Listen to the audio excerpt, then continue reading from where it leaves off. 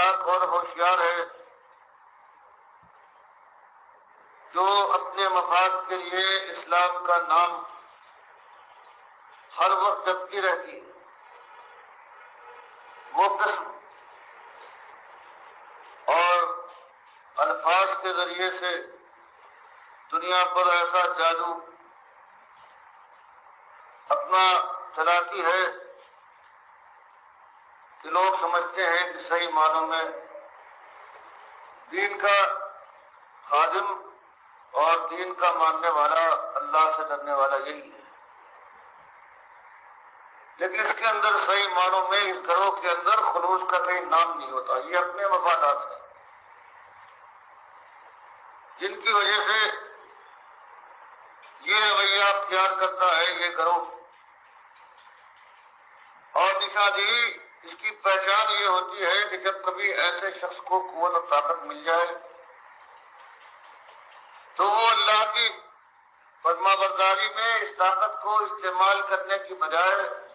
صلاح کرنے کی بجائے وہ فساد برپا کرنے والا اور فساد پھیلانے والا اپنی قوت کے بل پر بنتا ہے.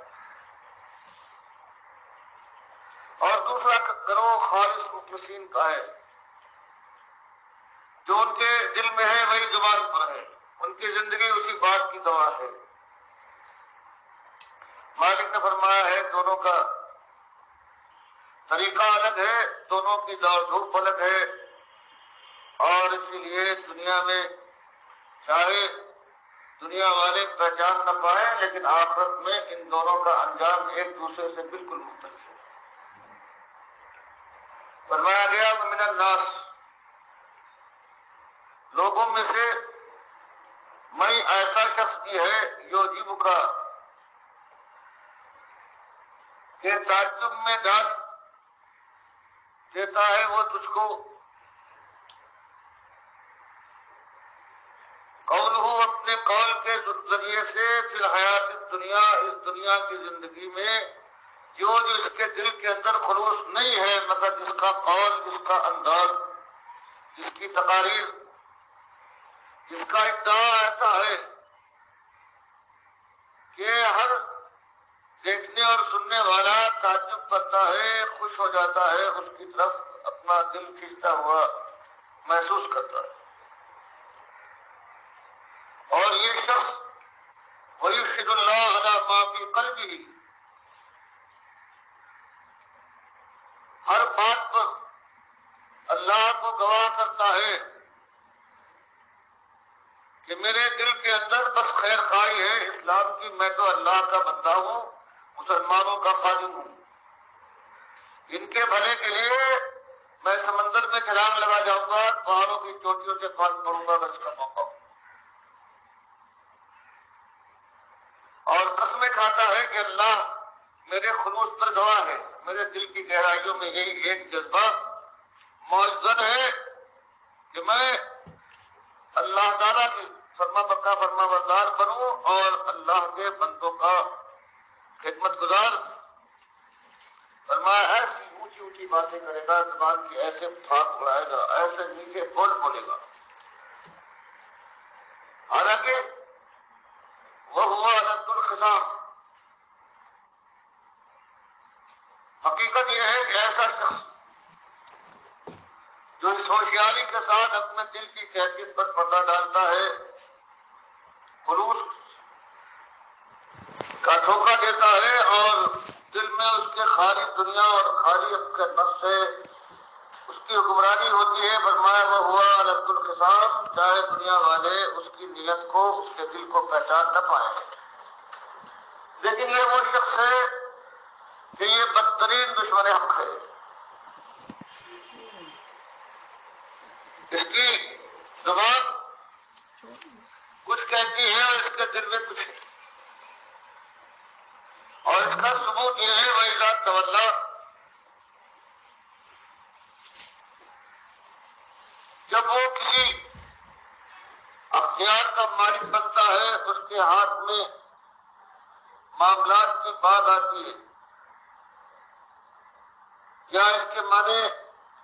یہ نظریں یہ معنی بھی ہے کہ یہ ایک بات کہنے کے بعد جب وہ پلٹتا ہے پیٹ پھیر کر تو اس کی ساری کلئی کھل جاتی ہے.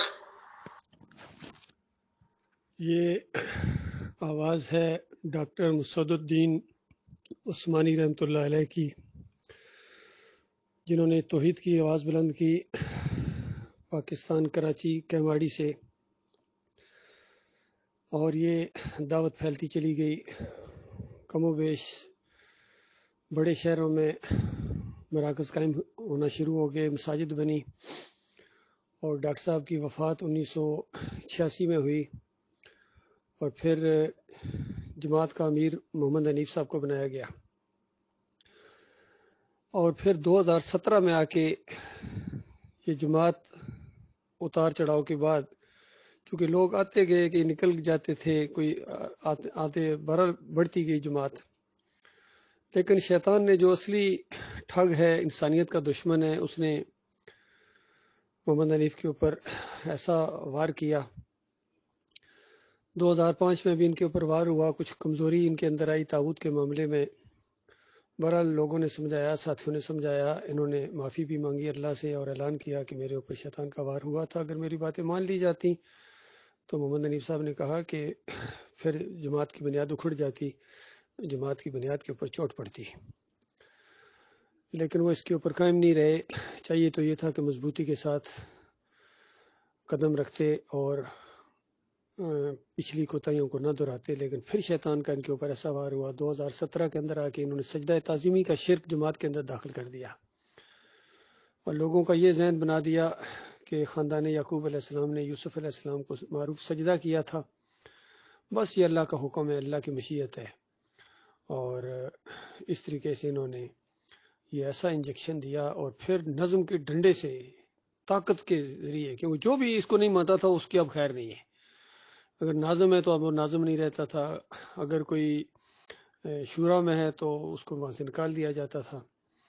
اور اگر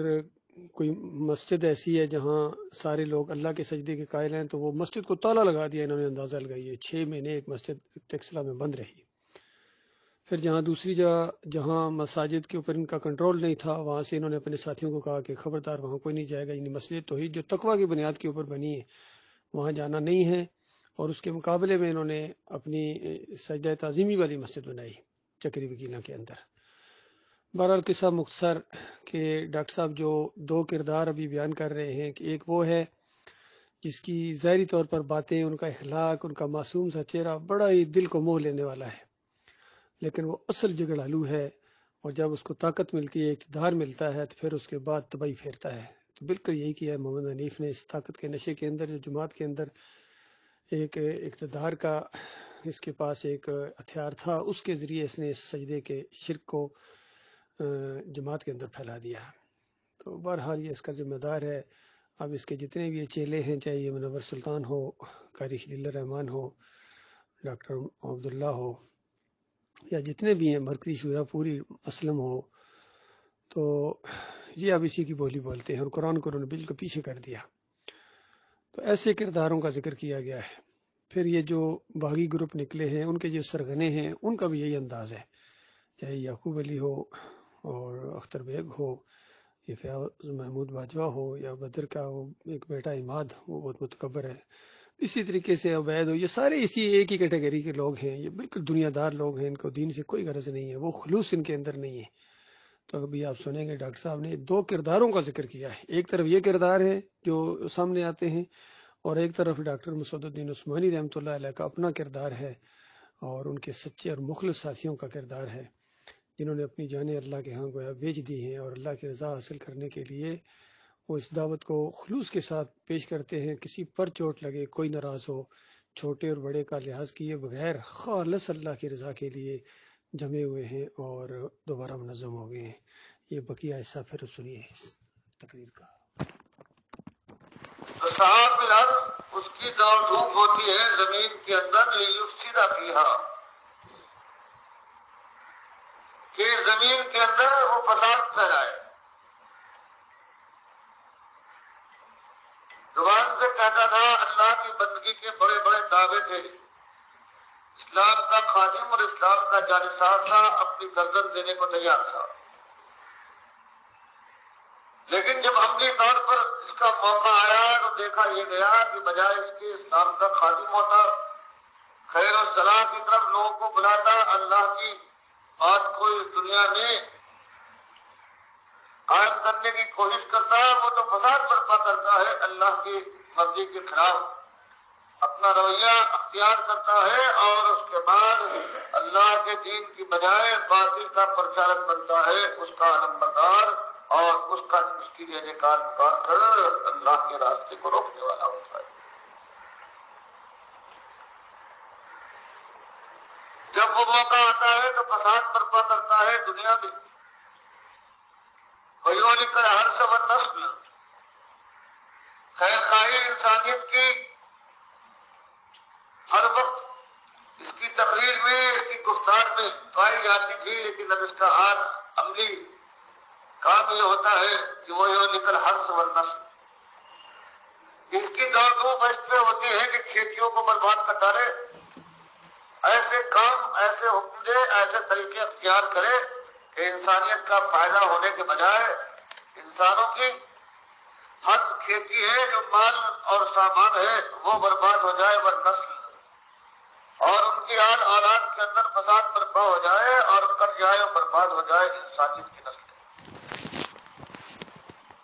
فرمان یہ ایک شخص ہے، مسلمانوں کے اندر رہتا ہے، ایمان کا اقرار کرتا ہے، زور و شور کے ساتھ نمبر کے اوپر محراب کو ایسی باتیں کرتا ہے دل موہ لینے والی، لیکن جب عملی میدان میں آتا ہے، ثبوت کا جب موقع ہوتا ہے تو یہ بجائے اس کے ایک غمگسار ثابت ہو، خیر خواہ بنے، انسانیت کا اللہ کی فرما برداری اختیار کر کے متقی بنے اور خیر کی راہ کو واضح کرے، یہ وہ شخص ہے کہ فساد کو برپا کرتا ہے اور اللہ کی دشمنی کے راستے کو وصول مسیح کرتا ہے اور کھولتا ہے، حق کے راستے کو روکنے کی کوشش کرتا ہے۔ فرمایا یہ ہے، دنیا والے اس کی زبان کی تیزی سے فریب کھا جاتے ہیں، اس کو بڑے بڑے نام دیتے ہیں، سراہوں پر بٹھاتے ہیں، لیکن مالک فرماتا ہے یہ فسادی اپنے فریب سے دنیا کو دھوکے میں ڈال رکھے، لیکن واللہ لا یحب الفساد، مالک کو اور اس کی ایک بات کی خبر ہے، یہ چالاکی، اس کا یہ انداز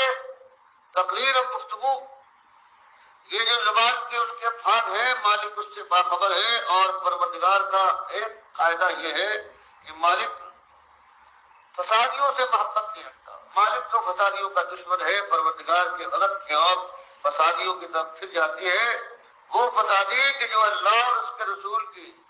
مرضی کے مطابق جو بات ہے اس کے خلاف کرے۔ فرمایا یہ روش ہے اس دنیا دار کی کہ دنیا کے لیے وہ سب کچھ تک گزرتا ہے، نگاہ آخرت اس کی نگاہ میں قیامت اس کے خیال میں کہیں موجود نہیں ہوتی، اور وَإِذَا قِيلَ لَهُ اتَّقِ اللَّهَ، اگر کوئی سب پا جائے اس کی فریب کو اور اس سے کو سمجھائے کہ تمہارا قاعدہ یہ تھا جب تک تمہارے پاس طاقت نہیں تھی تم اس طرح کی باتیں کرتے تھے کہ تم اللہ کے بندے بنو گے اور ہو تم زمین پر خیر پھیلاؤ گے، اللہ کی بات کو رواج دو گے اور شیطان کے راستے کو مسدود اور بند کرو گے، اور اب تمہارا حال یہ ہے کہ دنیا کے سامنے چالاکی سے اپنی ہر غلط بات کو صحیح کر دکھاتے ہو، لوگ واہ واہ کرتے ہیں، تمہاری زندگی کے لیے زندہ باد کے نعرے لگتے ہیں،